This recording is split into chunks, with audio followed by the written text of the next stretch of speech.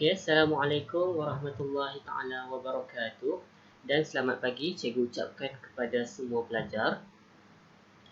Okay, semua sihat? Okay, cikgu harap semua berada dalam keadaan sihat dan bersedia untuk menjalankan kelas PDPR untuk minggu yang ke-10 ini. So, jadi sebelum kita nak memulakan sesi pengajaran, cikgu nak kita sama-sama untuk mengalurkan bacaan doa. Okay, cikgu akan alurkan dan kamu akan aminkan. Okay, boleh? Bismillahirrahmanirrahim. Allahumma aftah alaina hikmataka wa anshur alaina min khazaini rahmatika ya arhamar rahimin. Rabbi shrah li sadri wa yassir li amri wahlul 'uqdatam min lisani yafqahu qawli. Amin amin amin ya rabbal alamin. Okey. So jadi boleh kita mulakan sesi pengajaran kita ya. Okey. So jadi sebelum kita nak mulakan sesi pengajaran, cikgu ada sediakan 3 jenis gambar. Yang mana 3 jenis gambar ni membawa maksud yang sama. So daripada gambar ini menunjukkan bahawa sesi pengajaran kita untuk pagi ni. So daripada ketiga-tiga gambar ni, apa yang kamu dapat tangkap? Apa melalui fikiran kamu dapat tafsir daripada ketiga-tiga gambar ni? Okay, cikgu bagi 10 second ya.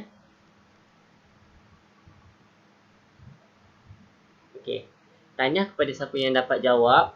So, untuk minggu ni, cikgu akan ajar kamu tentang satu topik pendidikan kesihatan, iaitu berkaitan dengan pengurusan mental dan emosi. Okay. Boleh ya semua? Okay. So, kita pergi kepada slide yang pertama. Okay, pengurusan mental dan emosi. Ini merupakan tajuk kita, tajuk yang kita akan fokuskan untuk minggu ni. Kita alihkan. Okay. Untuk pengurusan mental dan emosi ni, kita dah belajar daripada tingkatan 1 lagi sampai sekarang tingkatan 3. Okay, untuk tingkatan 1 kita dah belajar tentang pemikiran positif.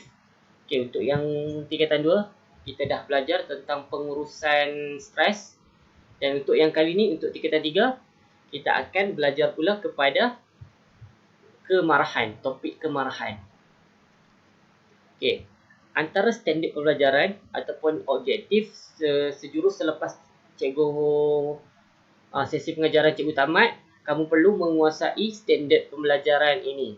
Okey, standard pembelajaran yang pertama adalah menjelaskan punca kemarahan, kemudian menunjukkan cara mengurus kemarahan, seterusnya menilai kesan kemarahan terhadap kesihatan diri dan orang lain, dan yang terakhir menjana idea cara mengurus kemarahan.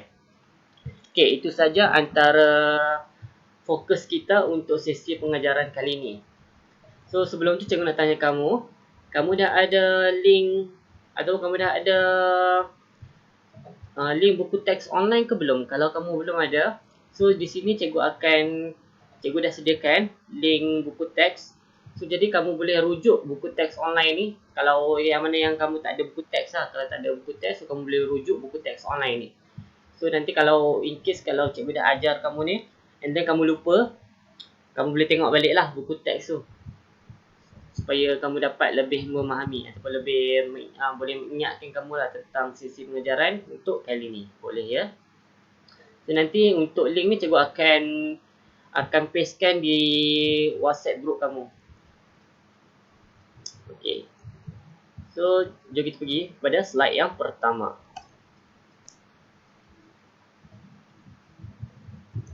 Okay, pengenalan. Kemarahan merupakan satu perasaan semula jadi yang timbul akibat beberapa faktor. Okay. Kemarahan ni dia merupakan perasaan yang semula jadi lah. So, kiranya semua orang pernah mengalami kemarahan. Tetapi bagaimana cara untuk kita nak menguruskan kemarahan tersebut adalah berbeza. Okay. Ini antara faktor-faktor, cikgu dah senaraikan 4 faktor kenapa kita boleh mengalami kemarahan, iaitu faktor yang pertama adalah tidak memenuhi keperluan asas. Okey, keperluan asas adalah seperti apa? Seperti makan, minum, keselamatan, tempat tinggal dan juga kasih sayang. Itu antara keperluan asas yang perlu kita penuhi Jika tidak, kita boleh mengalami kemarahan. Okey. Okey, faktor yang kedua, kita ada ketidakupayaan untuk menangani tekanan hidup. Okey, jika kita tidak dapat menangani tekanan hidup, ini juga akan mendorong kita untuk mengalami kemarahan. So, pastikan pastikan kita dapat mengawal tekanan dalam hidup kita supaya kita dapat menguruskan kita punya ni lah, ataupun kita dapat mengawal kita punya kemarahan, ataupun kita dapat mengelak daripada berlakunya kemarahan dalam diri kita.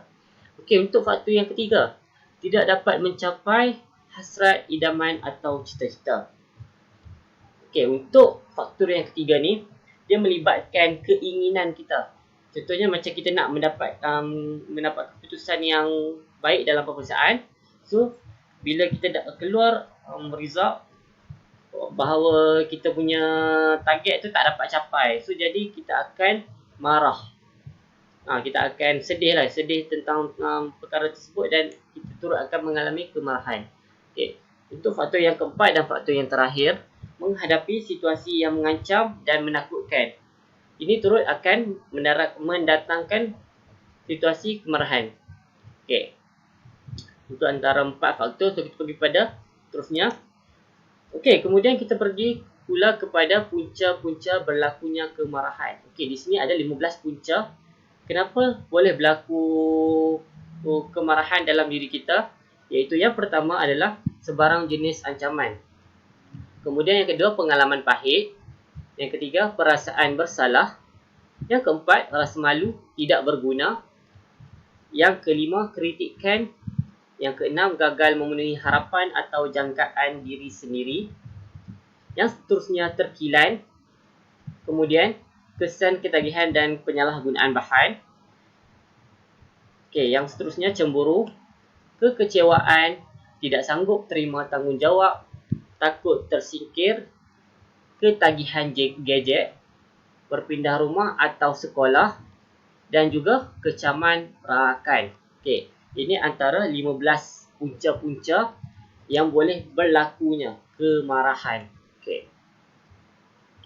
Cikgu takkan terang secara detail sebab cikgu anggap kamu mudah untuk kamu faham semua punca-punca ni. Boleh ya? Kalau boleh, kalau ada yang kamu tak faham, nanti kamu boleh tanya kepada cikgu secara bersemuka lah, secara personal. Okey. Terusnya. Okey. Tadi cikgu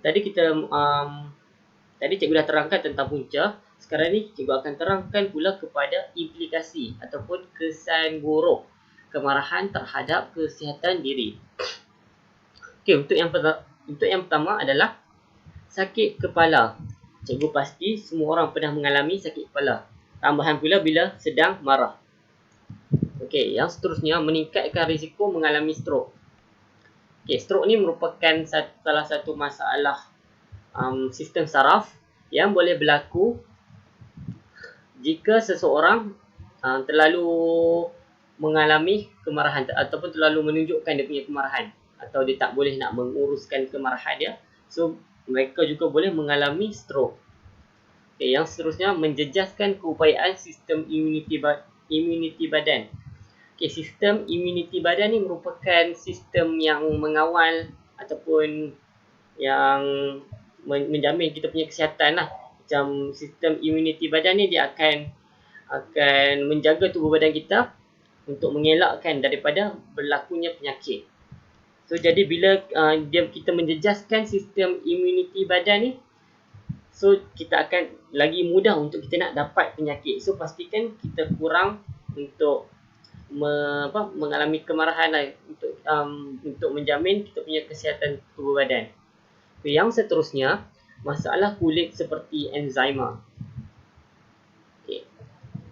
Masalah kulit ni berlaku disebabkan oleh jika kita kerap ataupun kita berada pada situasi tegang ataupun situasi sedang marah, so kita akan mengeluarkan hormon yang boleh menyebabkan masalah kulit. Okey. Yang seterusnya, risiko kemurungan dan sakit jiwa. Okey, cikgu anggap kamu faham yang ni. Yang seterusnya, masalah pemakanan dan penghadaman. Okey, masalah pemakanan dan penghadapan ni adalah masalah yang biasa bila kita ada masalah. So pasti kita tak ada selera untuk makan. So dalam masa yang sama ia akan beri kesan juga terhadap kita punya sistem penghadaman. Okey. Yang seterusnya, insomnia. Insomnia ni adalah masalah gangguan tidur. Macam bila kita ada masalah, so ia akan memberi kesan kepada waktu tidur kita. So jadi pastikan kalau kita ada masalah, kita terus selesaikan masalah tersebut. Janganlah bawa masalah tersebut sehingga lewat, kerana ia boleh memberi kesan terhadap kita punya waktu tidur. Okay, yang seterusnya, meningkatkan tahap kebimbangan. Selain itu, mempercepatkan proses penuaan. Proses penuaan ni merupakan satu proses yang berlaku sejak dari kita lahir sampai ke kita tua.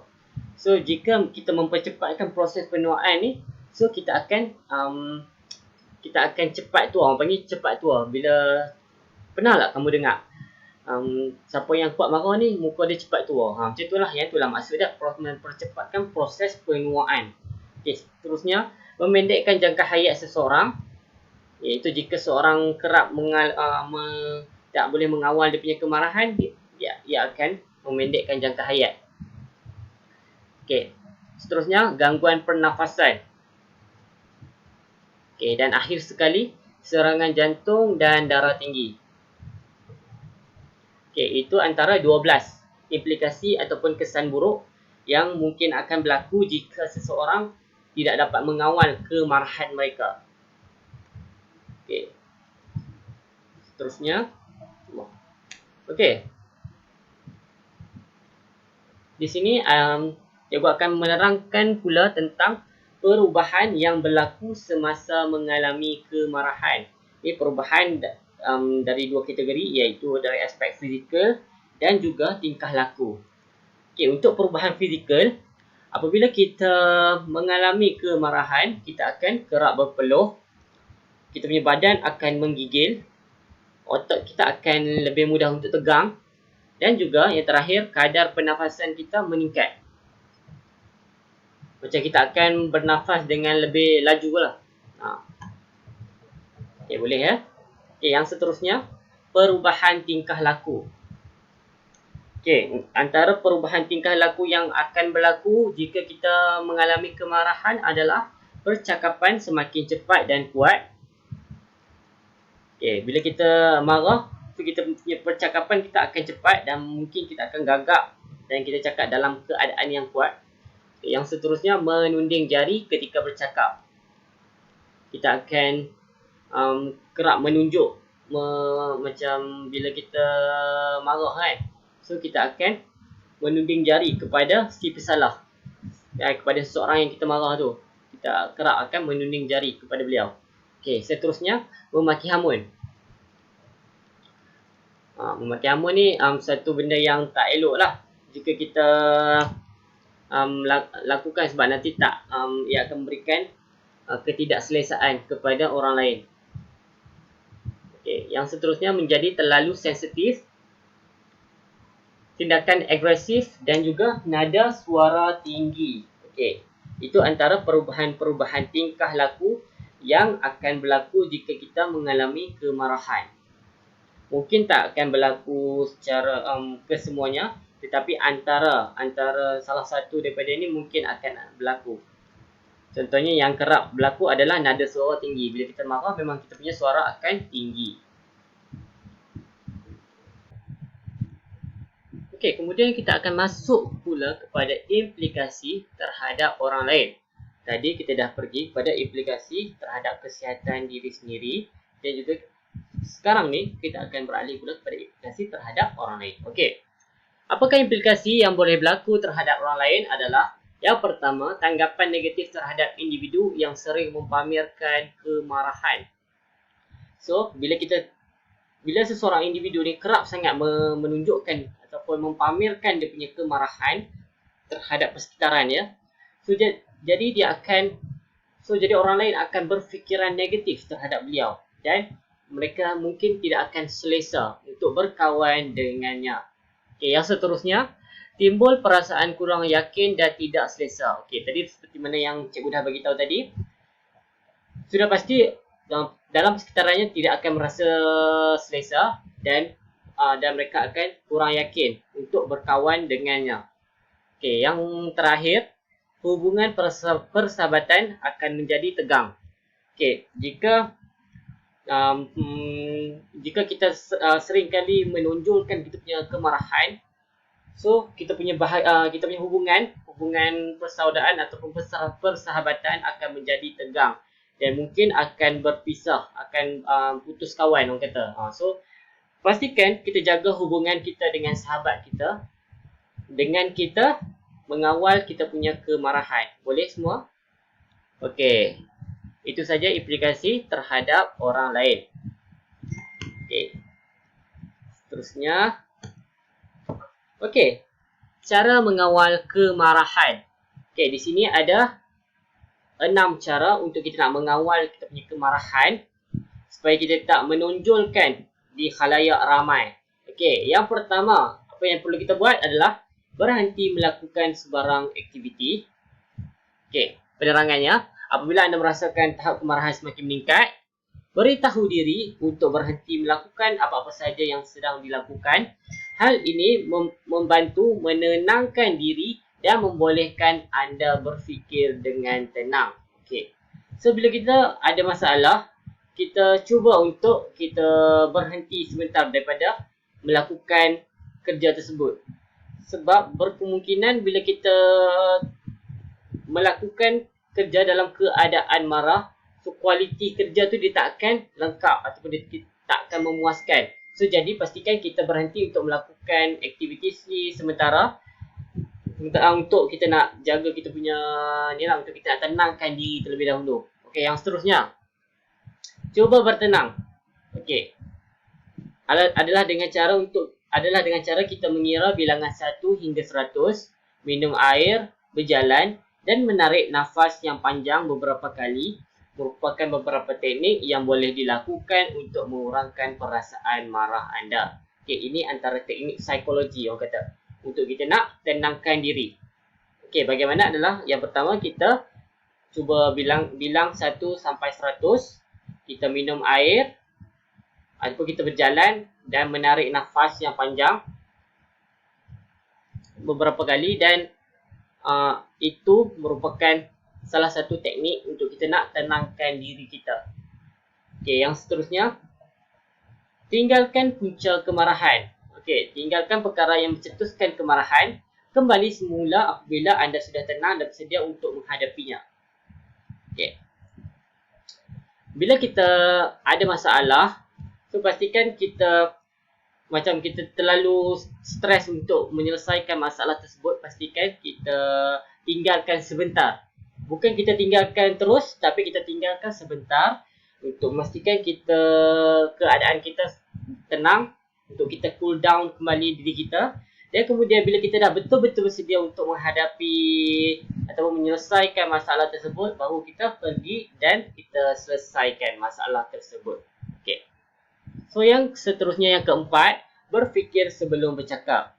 Dengan tenang, terangkan dengan jelas apa-apa yang menyebabkan anda rasa marah. Jangan menjerit, mengeluarkan kata-kata kasar atau membuat ancaman verbal. Okey. Ini bila kita nak bersemuka dengan orang yang kita sedang marah. So bila kita nak bercakap dengannya, kita perlulah jelaskan apa yang something yang menyebabkan kita rasa marah tu. Kita jangan menjerit terhadap dia sebab nanti mungkin kita akan mengguris hati mereka. Dan kita jangan juga untuk kita nak mengeluarkan kata-kata kesat dan menunjukkan ancaman verbal. Okey. Itu adalah teknik yang keempat. Okey, yang seterusnya, cara yang kelima adalah menggunakan kata ganti diri pertama, iaitu saya. Okey, gunakan perkataan saya apabila menyuarakan pandangan supaya pihak pendengar tidak berasa diri mereka dipersalahkan. Boleh? Macam contoh. Okay, tu lah, saya ni tak selesa lah kalau orang buat macam ni kat saya. So macam kita gunakan kata diganti diri yang pertama, iaitu saya, untuk memastikan mereka tak terasa hati. Okey, yang seterusnya, yang keenam, mencari jalan penyelesaian. Okey, rancangkan sebarang perubahan yang anda kehendaki dan cuba mencari jalan penyelesaian. Okey, kita perlulah merancang anda kehendaki dan cuba mencari jalan penyelesaian. Okey, so bila kita dah ada masalah tu, ataupun kita berada dalam keadaan marah, so pastikan untuk kita nak melegakan diri kita, pastikan kita cari jalan penyelesaian yang sesuai, yang betul lah. Bukan mencari jalan penyelesaian dengan cara yang salah, seperti mengambil dadah dan sebagainya. Tak boleh. Jangan tersalah pilih jalan penyelesaian, kerana sesetengah jalan penyelesaian ni akan mendorong kita untuk melakukan kesalahan. So pastikan kita mencari jalan penyelesaian yang dengan cara yang betul. Okey. Untuk yang terakhir, cara yang terakhir iaitu dapatkan bantuan. Okey, mendapatkan bantuan kaunselor atau ahli psikologi terlatih dalam bidang kesihatan mental dan emosi. Okey, ini adalah cara yang terakhir. Cara yang terakhir kalau kita memang tak boleh nak selesaikan masalah tu dengan cara kita sendiri, dengan diri kita sendiri, so pastikan kita dapatkan bantuan daripada orang-orang yang pakar lah. Macam contoh kaunselor ataupun ahli psikologi, supaya mereka dapat memberikan motivasi kepada kita cara untuk menyelesaikan masalah yang kita hadapi tersebut. So dengan itu kita dapat mengawal rasa marah kita. Okey, itu antara cara-cara untuk kita nak mengawal kemarahan. Okey, cikgu rasa itu saja sesi pengajaran cikgu. So kemudian kita akan beralih pula kepada satu aktiviti yang cikgu akan buat. Okey, di sini cikgu ada sediakan satu teks perbualan antara 3 orang individu, iaitu Arik, Ikmal dan juga cikgu Syafiq. Okey, cikgu dah bagi situasi, iaitu Ikmal memarahi Arik kerana mengutuk markah ujiannya. So cikgu nak kamu semua baca, dan jika ada bahagian yang memerlukan kamu untuk meninggikan suara, so kamu kena tinggikan suara, boleh?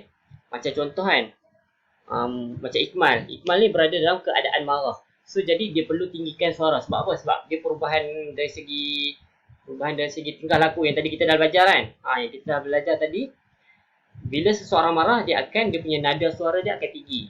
Sama seperti Ikmal sekarang ni, situasi Ikmal perlu tinggikan suara sebab dia berada pada keadaan marah. Okey, ni cikgu beri contoh Ini untuk situasi keadaan marah.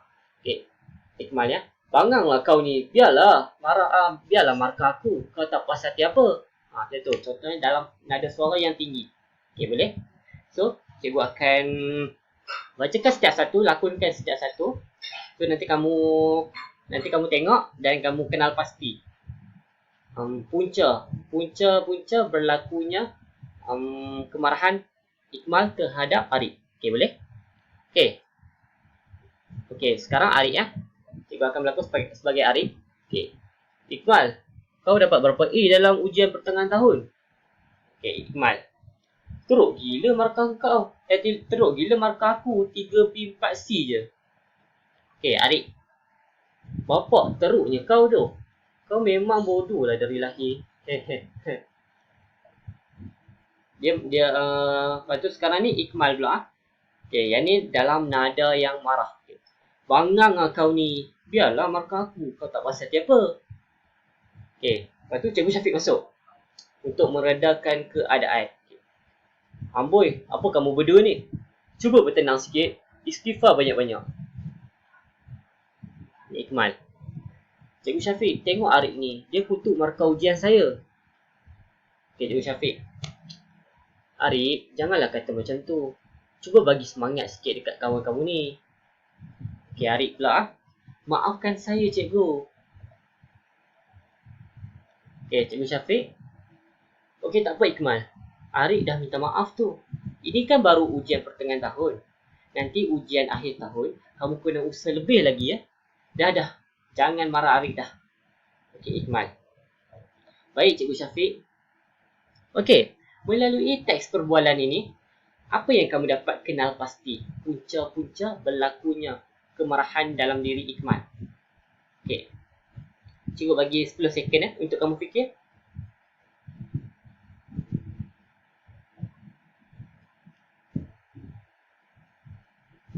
Okey. Tanya kepada siapa yang dapat jawab dengan betul. Punca kenapa Ikmal memarahi Arik adalah disebabkan oleh Arik ni dia merendah-rendahkan keputusan yang Ikmal dapat.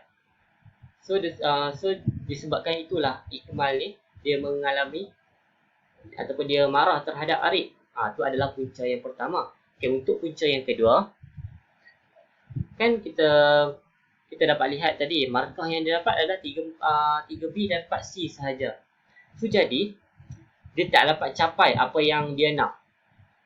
So dalam masa yang sama dia dah rasa down dan dia dah rasa marah terhadap diri dia sebab dia tak dapat nak capai target yang dia dah tetapkan. So jadi dalam keadaan ini tambahan Arik pula merendah-rendahkan dia, menambahkan lagi tahap kemarahan tahap kemarahan Ikmal terhadap Arik. Itu punca-punca kenapa boleh berlaku kemarahan si Ikmal terhadap Arik. Okey. Boleh semua? Okey. So ini tadi kita dah kenal pasti punca-punca.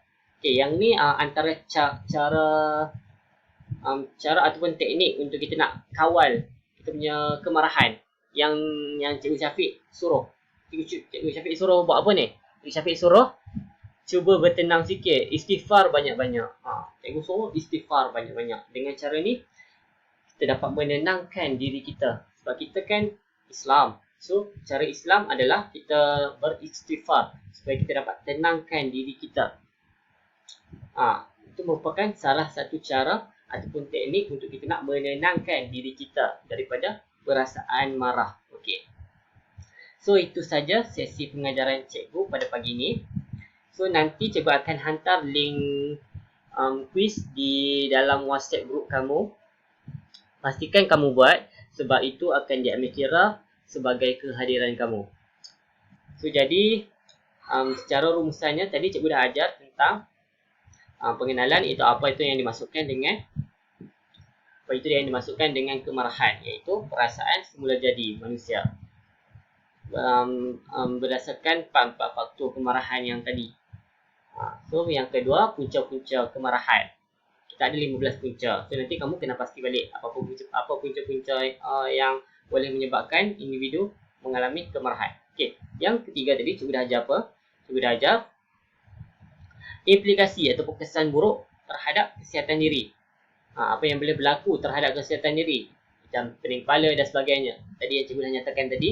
So, nanti kalau kamu nak lebih nak recap balik, kamu tengok buku teks. Okey. Yang seterusnya cikgu dah ajar pasal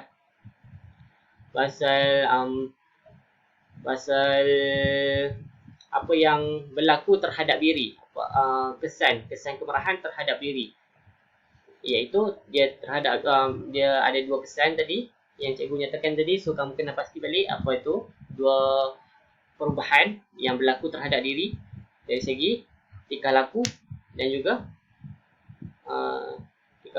juga perubahan fizikal. Okey. Lepas itu kesan terhadap implikasi terhadap orang lain dan juga cara untuk mengawal kemarahan. So itu saja sesi pengajaran cikgu untuk pagi ini. Okey, cikgu akhiri kelas kita dengan wabillahi taufik wal hidayah. Wassalamualaikum warahmatullahi taala wabarakatuh.